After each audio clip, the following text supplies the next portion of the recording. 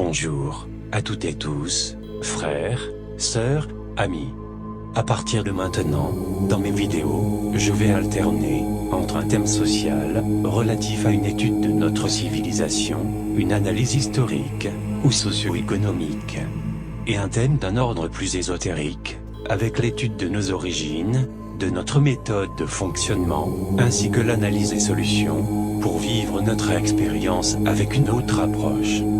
Dans cette vidéo, je vais vous exposer les principes fondamentaux de qui nous sommes, de quoi nous sommes constitués, ainsi que l'explication de l'origine de l'homme, tel que nous nous connaissons, à travers la décomposition des étapes que nous avons traversées pour arriver à maintenant.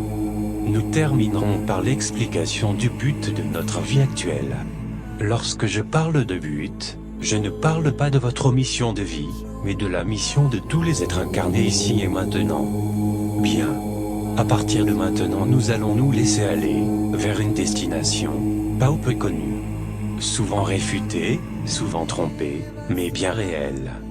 Dans le monde, partout, nous avons l'épreuve, par la multiplicité d'individus travaillant pour la lumière, qu'il y a quelque chose de supérieur à nous. La vanité terrestre nous a conduit à croire que nous sommes les seuls êtres vivants dans l'univers, que notre planète est le centre de celui-ci, que nous sommes supérieurs à tout ce qui ne nous ressemble pas. Cela est une erreur, et cela fait partie des raisons qui nous ont conduits dans l'oubli de nos racines véritables. Cela nous amène à la séparation des individus, ce qui nous conduit tous à la peur, à la haine, à la vanité. Ces mêmes fardeaux que nous portons et qui nous constituent, sont le reflet d'un manque de connaissances, dû à la manipulation permanente de nos élites dirigeantes, qui nous conduisent tous sur le chemin de l'ignorance. Les religions, sectes et dogmes, nous séparent, nous mentent. Ils sont les plus grands organisateurs de massacres à travers le monde et ce depuis toujours. Pourtant les messages sont clairs, les commandements ne se trompent pas. Nous sommes liés, reliés même, nous ne faisons qu'un.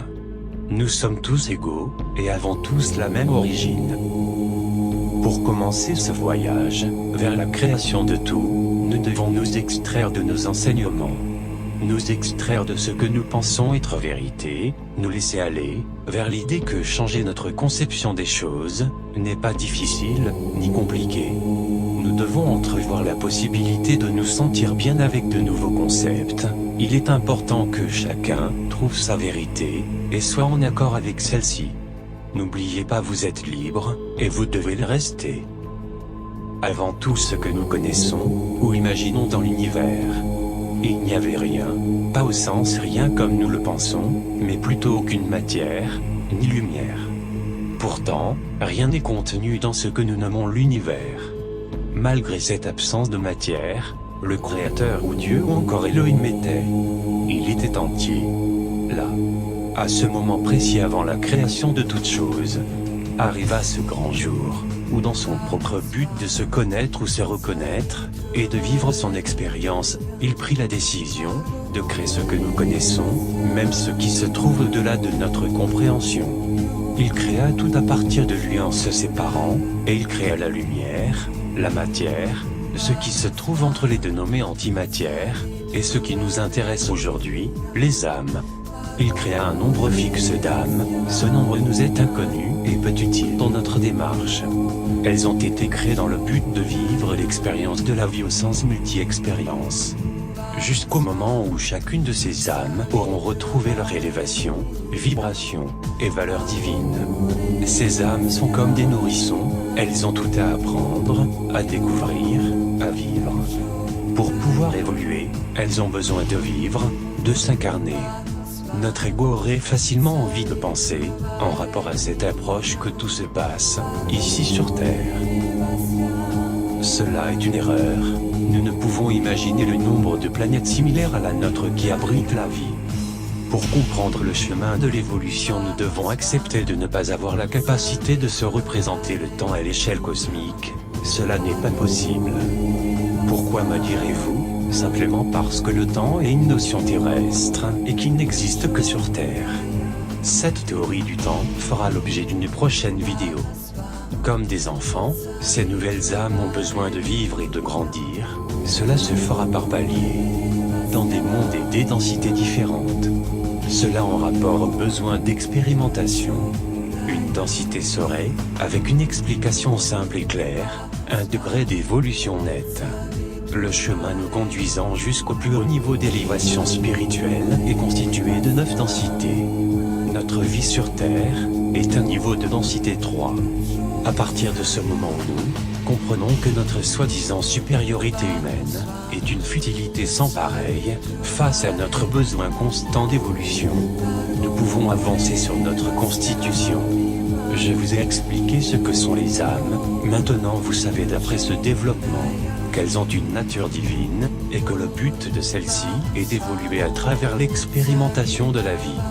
La vie sur cette terre de 3e densité est possible à partir d'une incarnation dans un corps physique. Ce corps ou véhicule est le seul moyen pour que l'âme puisse vivre, à travers ce que cela comporte et que nous connaissons. Dans nos enseignements nous retrouvons à chaque moment de notre histoire une trinité, ici celle qui nous intéressait, le corps, l'âme et l'esprit. Avant chaque incarnation, l'âme fait son choix de vie future dans le but d'acquérir plus d'expérience dans un but formel d'évolution. Pour cela elle choisit de vivre chaque situation inconnue ou non maîtrisée, tout comme un écolier, elle apprend de ses erreurs mais cela est bon, cela la rapproche un peu plus de son but, l'élévation. Chaque âme choisit tout ce qui va lui arriver, son lieu de naissance, ses parents, ses rencontres. Vient s'ajouter à cela ce que l'on appelle le libre arbitre, qui laissera le choix au vivant de suivre ou non son plan d'incarnation, cela avec plus ou moins d'embûches. Je reviendrai sur le libre arbitre, ainsi que sur les choix de vie, ainsi que le karma, dans une autre vidéo. Chaque situation d'une vie, que cela soit heureux ou désastreux est bénéfique pour les besoins de l'âme. Elle a choisi de vivre quelque chose qu'elle ne connaît pas. Aussi bien une vie durant la guerre, qu'une vie durant la paix. Aussi bien une vie heureuse avec pour opportunité de fonder une famille, qu'une vie seule, accompagnée de maladies lourdes. Ou bien encore une vie de fortune ou de mendiant, etc. Cette analyse nous permet de conclure que le hasard n'existe pas, que ce que nous vivons est un besoin de reconnexion au plan supérieur divin, qu'il faut célébrer la vie et non avoir peur de la mort. Bientôt une vidéo sera sur le sujet de la vie après la mort, ce moment où l'âme quitte le corps et ce qu'il se passe à la suite. Ce que nous pouvons comprendre est que nous avons tous la même origine, que nous sommes égaux, que ce qui nous manque est l'amour universel envers chaque être vivant. Je vais terminer ce sujet, où bien des choses sont encore à dire. Mais cela sera bénéfique pour la compréhension, de les scinder en plusieurs sujets, pour ne pas tout mélanger.